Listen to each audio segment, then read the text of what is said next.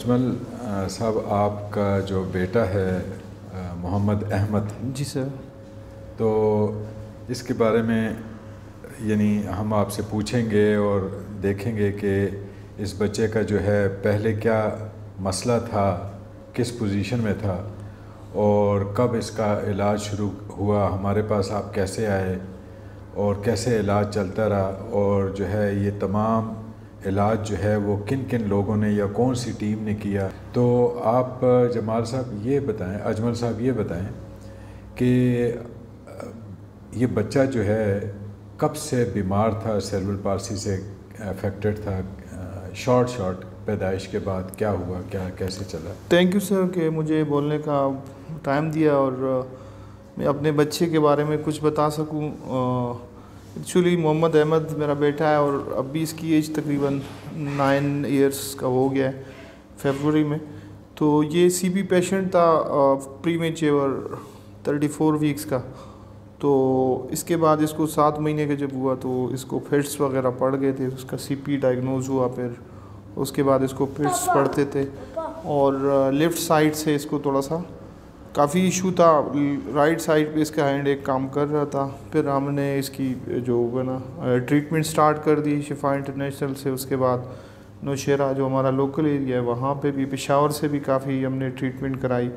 جاننے والوں کے تھرو ڈاکٹر صاحب کا پتہ چلا کہ اس طرح کا ایک پیشنٹ اکوڑا کا ہے، اکوڑا کھٹک کا، تو وہ ریکور ہوا ہے اور سیم اس طرح کا تھا۔ تو فرسٹ ٹائم مارچ 2021 میں پھر ڈاکٹر صاحب کے پاس گئے، تھوڑی ڈیٹیل میں ڈسکشن ہوئی، کافی تارولی ڈاکٹر صاحب نے اس کو ایگزامن کیا اور اس کے بعد ٹریٹمنٹ سٹارٹ کر دی۔ سٹارٹ تو ڈاکٹر صاحب نے کہا تھا کہ انشاءاللہ کافی ہوپ بھی دلایا کہ انشاءاللہ ریکور ہوگا۔ جب ہم نے اسیسمنٹ کی تھی تو بچے کی جو ہے کیا پوزیشن تھی آپ کے مطابق؟ ان کی فائل لیں تو اس کے بالکل پاؤں اس طرح بڑے ہوئے تھے اور یہ بالکل ٹو پہ اس طرح کڑا ہوتا تھا، گھٹنے الگ تھے، بالکل اسی طرح تھا، یعنی اگر یہ سوتا بھی تھا تو اسی طرح بالکل پاؤں سیدھے نہیں ہو سکتے تھے۔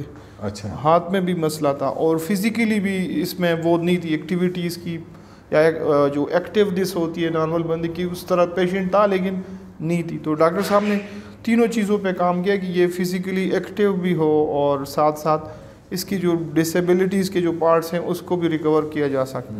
تو وہاں سے ہم نے پھر سٹارٹ کیا، پھر ڈاکٹر صاحب نے آپریشن کا ایک کہا، اس کے بعد پھر بوٹاکس انجیکشن کی وہ کی، ساتھ ساتھ اس کی ٹریٹمنٹ چلتی رہی ہے میڈیسن کے ساتھ بھی اور آپریشن جو پروسیجر ہوتا ہے نا اور فزیوتھراپی بھی، کہ ہر طریقے سے پیشنٹ جو سی پی پیشنٹ اسپیسیفکلی ہے ان کی ٹریٹمنٹ کی جاتی ہے۔ تو ڈاکٹر صاحب کو جہاں پہ ضرورت پڑی تو اس نے وہی کنسرن بندے کو ہمیں ریفر کیا کہ اس طریقے سے کرنا ہے، اور اس کی ٹیم سے کافی ہم سیٹسفائی ہیں اور ہمارے بچے میں جو بھی کافی امپرومنٹ ہے۔ تو یعنی میں کہہ سکتا ہوں کہ 70% تک یہ ریکور ہو چکا ہے۔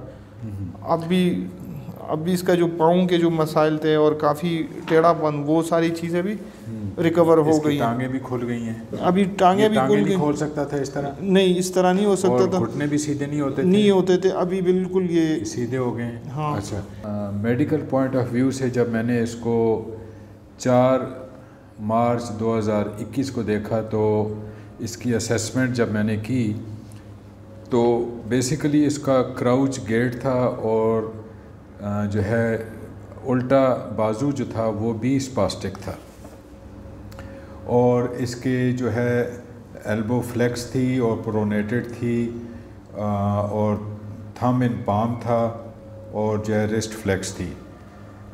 اس کے علاوہ جو ہے اس کے ہپ کے ایڈکٹرز جو ہے وہ ٹائٹ تھے، ٹانگیں الگ نہیں ہو سکتی تھیں، اور نیز جو ہے وہ فلیکس تھے، سیدھے نہیں ہو سکتے تھے، اور پیر جو ہے وہ اینکل جو ہے وہ ایکوائنس ڈیفارمیٹی تھی، اسپاسٹک تھی۔ تو یہ پوزیشن تھی اور گھٹنے اکٹھے تھے۔ اس دوران میں نے ان کو سجیسٹ کیا کہ جب تک باقی علاج چلے گا تو کیونکہ علاج اس کا 6 مہینے سال چلے گا اور اس کے بعد بھی چلتا رہے گا جب تک یہ بچہ بڑا نہیں ہوتا، تو ہم اس کو اسٹیم سیل تھیراپی پہ ڈال دیتے ہیں۔ جی سر۔ تو اسٹیم سیل کے بارے میں بتائیں، آپ کو ہم نے کیا سجیسٹ کیا اور پھر کیسے کنسلٹیشن ہوئی اور وہ پروسیس کیا تھا؟ وہ اس طرح تھا کہ جب اس کا آپریشن ہو رہا تھا 2-3 گھنٹے تھے، تو ڈاکٹر صاحب سے جب ہم ملے تو انہوں نے کہا کہ بندہ آیا ہوا ہے اسٹیم سیلز کا، جو وہ تھا امریکہ، ڈاکٹر گرین ڈیوڈ گرین. پھر یہاں پہ R3 پہ آ گئے اور ان سے پوری ڈیٹیل میں ڈسکشن کی. ڈاکٹر صاحب نے جو تھوڑا سا بریف کیا تھا کہ اسٹیم سیلز ابھی بالکل نیو وہ ہیں، پاکستان میں ٹریٹمنٹ ہے، تھراپی ہے اسٹیم سیلز کی، اور اس سے یہ ہوگا کہ جو ریکوری اس کی ہے وہ کافی سپیڈ میں ہوگی. یعنی ہو سکتا ہے کہ اس کو 1 سے 1.5 سال یا 3 سال لگے.